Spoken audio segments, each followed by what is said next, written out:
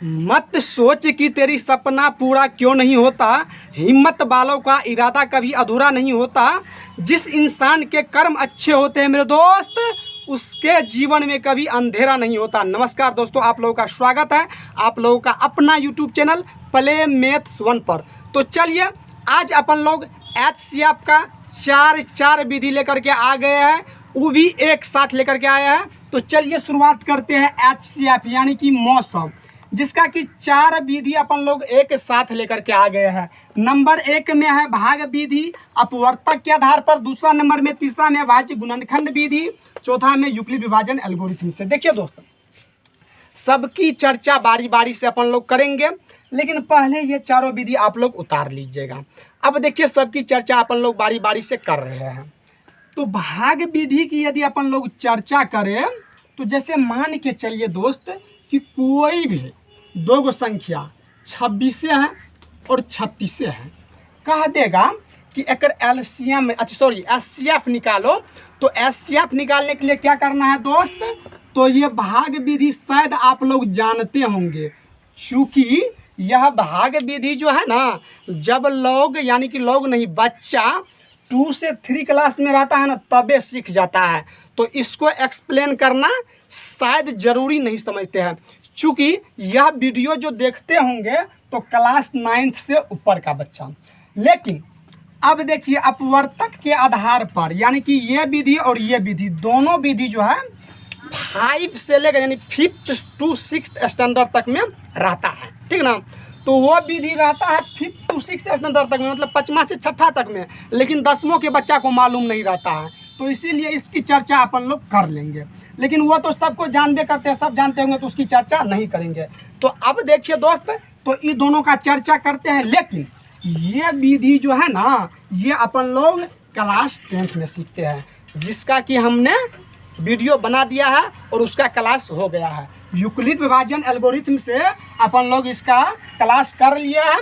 अभी अपना channel play maths 1 पर 12 ठो वीडियो है, तो सब में जा करके देख लेना है। और थंबनेल जो लगल होगा यूक्लिड विभाजन एल्गोरिथम, तो वो थंबनेल पर क्लिक कीजिएगा तो आप लोग को ये विधि देखने को मिल जाएगा यूक्लिड विभाजन एल्गोरिथम से, या होगा तो हम डिस्क्रिप्शन में भी लिंक दे देंगे।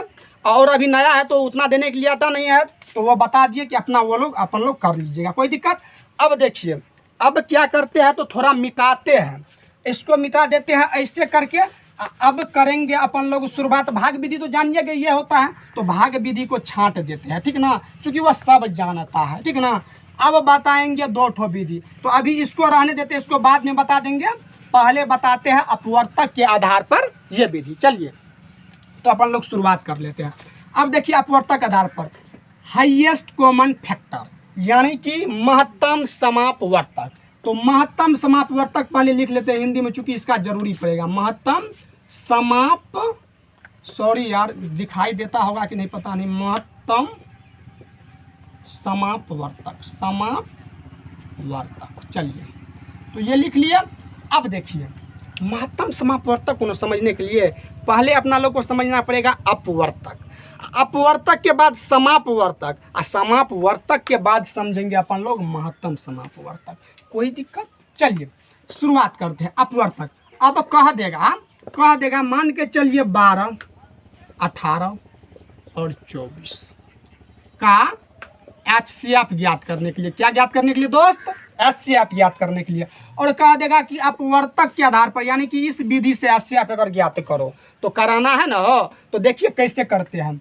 तो पहले तो इसका अपवर्तक निकालेंगे। अपवर्तक का मतलब जानते हैं क्या होता है, गुणनखंड, गुणनखंड। अब देखिए 12 का अपवर्तक क्या होता है, 12 का अपवर्तक, क्या 12 का अपवर्तक, जरा गौर कीजिएगा। 12 का अपवर्तक क्या होगा दोस्त, तो जिस संख्या से 12 कट जाएगा वह हो जाएगा ओकर अपवर्तक। तो चलिए देखते हैं, 1 से तो कटबे करेगा, यानी कि 12 का गुणनखंड हुआ ना, 1 होगा, 2 से भी कटेगा, 3 से भी कटेगा, 6 से भी कटेगा, लेकिन उससे पहले 4 से भी कटेगा, कोई दिक्कत। 4 से भी कटेगा, 6 से भी कटेगा, और 12 खुद अपने आप से भी कटेगा, ऐसा है ना। तो 12 1 से कटा, 2 से, 3 से, 4 से, 6 से और 12 से। और देखिए अब 18 का पहले अपवर्तक निकाल लेते हैं। 18 का अपवर्तक, इसका मतलब है कि जो ऊपर लिखा हुआ है दोस्त वही नीचा भी है, ठीक ना। तो 18 का अपवर्तक देखिए निकाल लेते हैं अपन लोग। तो 18 का 1 से कटेगा 18, 2 से भी कटेगा, 3 से भी कटेगा, 4 से कटेगा नहीं कटेगा, 4 से, 5 से भी नहीं कटेगा, 6 से कट जाएगा, ठीक है ना। उसके बाद देखिए 7 से 8 से भी नहीं कटेगा, 9 से कट जाएगा और खुद 18 अपने आप से कट जाएगा। अब देखिए 24 की चर्चा कर लेते हैं। 24 का अपवर्तक निकाल लेते हैं। तो अपवर्तक 24 का क्या होगा, 1 होगा, 1 से कटेगा 24, 2 से कटेगा, 3 से कटेगा, 4 से भी कट जाएगा, 5 से नहीं कटेगा, 6 से कट जाएगा। उसके बाद और कौन से कटेगा, 7 8 से कट जाएगा, 9 10 11 12 से कट जाएगा और 24 खुद अपने आप से कटेगा। तो ये सबका अपवर्तक निकाले, यानी कि कौन चीज़, गुणनखंड निकाले दोस्त मेरे। तो समझिए, तो 12 किस किस संख्या से कटेगा उसको लिख लिया, 18 कौन कौन से कटेगा उसको लिख लिया, 24 कौन कौन से कटेगा उसको लिख लिया। अब देखिए ये तो हो गया अपवर्तक।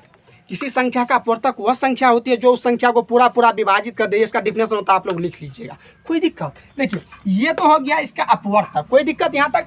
अब देखिए जब ये अपवर्तक हो गया तो अब अपन लोग को जानना है समापवर्तक, यानी कि कॉमन फैक्टर। और कॉमन फैक्टर किसको कहते हैं दोस्त, तो जो दोनों में हो, यहाँ पे 3 हुआ तो जो तीनों में होगा वह हो जाएगा समापवर्तक। तो चलिए देखते हैं तीनों में कौन कौन चीज़ है। तो ये हो गया तीनों में, 2 भी है तीनों में, तो घेर देते हैं जो जो तीनों में है। उसके बाद 3 भी है तीनों में, तो 3 भी को घेर देते हैं। उसके बाद देखिए 6 भी ना है तीनों में, 4 नहीं ना, 4 इसमें है लेकिन अखड़ा में नहीं है, तो नहीं काटेंगे। देखिए अब 4 6 तीनों में है ना, तो 6 को भी घेर दिए। और है कोनो चीज़ तीनों में, और कोनो चीज़ नहीं दिख रहा है तीनों में, लगभग 12 इसमें नहीं और नहीं, चलिए कोई बात नहीं, तो तीनों में हो गया। तो अब देखिए क्या होता है, तो पहले निकालेंगे 12 18 24 का कौन चीज़, समापवर्तक, यानी कि कॉमन फैक्टर। कॉमन जो तीनों में हो, तीनों में जो है उसको निकालेंगे। देखिए तो समापवर्तक तीनों में कौन कौन चीज़ है दोस्त, तो देखिए तीनों में एगो 1 है जो तीनों में है, और बाद देखिए 2 भी है जो तीनों में है, और 3 भी है जो तीनों में है, और 4 है तीनों में, नहीं है 4 को नहीं लिखना है, 6 है तीनों में है, और कोनो चीज़ है कि तीनों में है नहीं ना।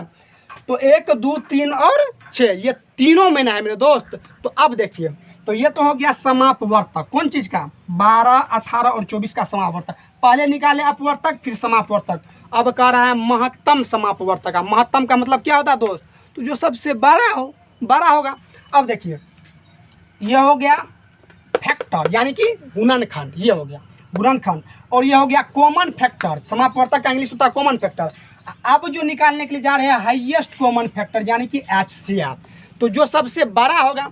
अब देखिए 12 18, शायद इस पेन से नहीं दिख रहा होगा तो इससे लिख देते हैं 24 का कौन चीज़ दोस्त, तो महत्तम समापवर्तक, महत्तम समापवर्तक।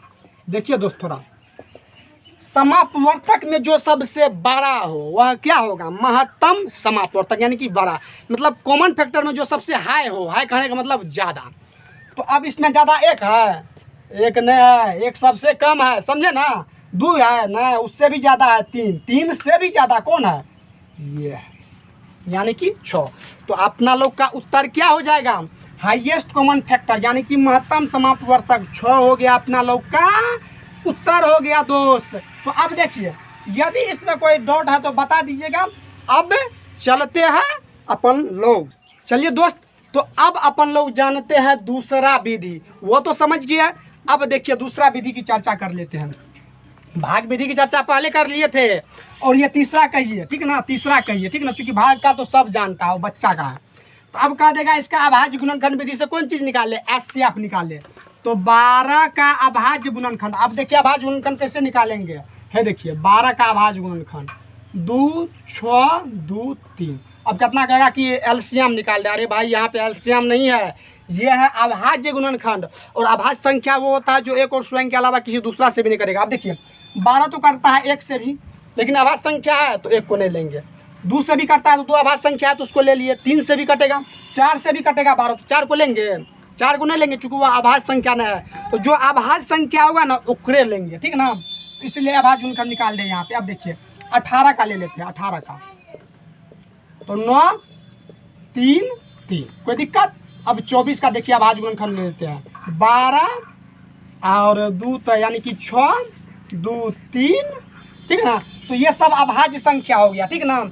यानी कि 2 भी खुद से कटेगा और 1 से कटेगा, 3 भी खुद से कटेगा 1 से, तो ये सब कौन हो गया, अभाज्य संख्या हो गया दोस्त। चलिए तो 12 का अभाज्य गुणनखंड निकाल लेंगे। 12 का अभाज्य गुणनखंड, अभाज्य गुणनखंड निकालना है, वो गुणनखंड नहीं, ठीक ना। इसमें निकालना है अभाज्य गुणनखंड। ये ध्यान देना, ये रफ वर्क हुआ दोस्त। ये कौन वर्क हुआ, ये रफ वर्क हुआ, तो इस पर ध्यान नहीं है, कहीं पर अपना लोग रफ कर लीजिएगा बनाते वक्त, ठीक ना। तो 12 का अभाज्य गुणनखंड देखिए क्या होता है। तो 2 हो गया, 2 हो गया और क्या हो गया, तो 2 हो गया और 3 हो गया, और तीनों का गुना हो गया, तब ना 2 दूना 4 तिया 12। अब देखिए 18 का अभाज्य गुणनखंड। तो 18 का अभाज्य गुणनखंड क्या हो गया, 2 हो गया, 3 हो गया और 3 हो गया। ये सब अभाज्य संख्या ना कि भाज्य कह दीजिएगा। भाज्य वह होता है जो एक और स्वयं के अलावा किसी दूसरी से कटे। दूसरा से कटेगा, सिर्फ 1 से कटेगा, खुद अपने आप से कटेगा। ये भी 1 से कटेगा, खुद अपने आप से कटेगा। तो ये सब अभाज्य संख्या हो गया दोस्त। चलिए अब 24 का अभाज्य गुणनखंड ले लेते हैं। 24 का तो 2 गुना 2 गुना 2 गुना 3। कोई दिक्कत यहाँ तक। अब देखिए अभाज्य गुणनखंड को तो निकाल लिए सबका। अब आते हैं मकसद पर। अपना लोग का मकसद है कौन चीज़ निकालने का, तो HCF। कौन विधि से, तो अभाज्य गुणनखंड विधि से। 12, 18 और 24 का कौन चीज़ निकालेंगे, HCF। अब देखिए HCF कैसे निकालते हैं।